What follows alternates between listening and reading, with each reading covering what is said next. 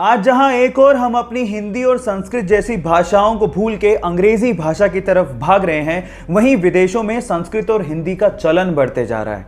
NASA का तो यह तक कहना है कि इस पूरी ही धरती पर संस्कृत सबसे स्पष्ट भाषा है।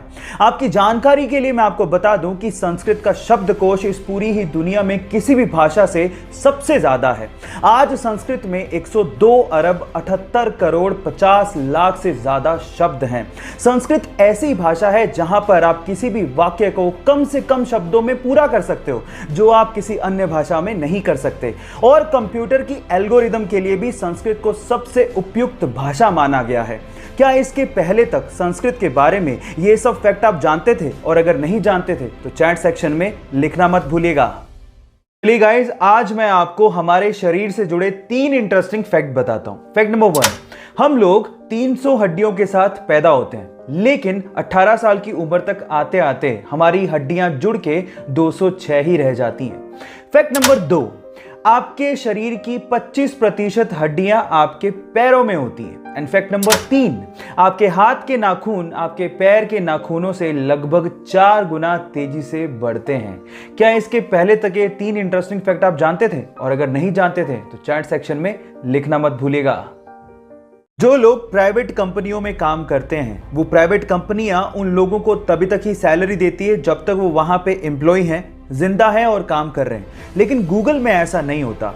गूगल में काम कर रहे एम्प्लॉय के मरने के बाद भी उसके परिवार को पैसा मिलता है। जी हां, आप ठीक सुन रहे हैं। अगर गूगल में किसी एम्प्लॉय की अचानक डेथ हो जाती है तो उसके अगले 10 साल तक उसकी पत्नी या उसके परिवार को आधा वेतन और उसके बच्चों को 19 साल तक का होने तक हर महीने $1000 यानी कि 70,000 रुपए दिए जाते हैं।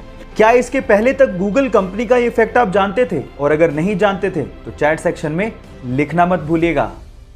गाइस, आप लोगों ने अक्सर सनलाइट से बनने वाले रेनबो यानी कि इंद्रधनुष तो जरूर देखे होंगे। हमें अक्सर वो आधे गोल ही दिखाई देते हैं, लेकिन मैं आपको आपकी जानकारी के लिए बता दूं कि वो आधे गोल नहीं बल्कि पूरे गोल होते हैं। अक्सर जमीन पर रहने की वजह से वो हमें आधे गोल दिखाई देते हैं, लेकिन अगर आप प्लेन से यात्रा कर रहे हैं तो आपको पूरे गोल रेनबो को देखने का अवसर मिल सकता है।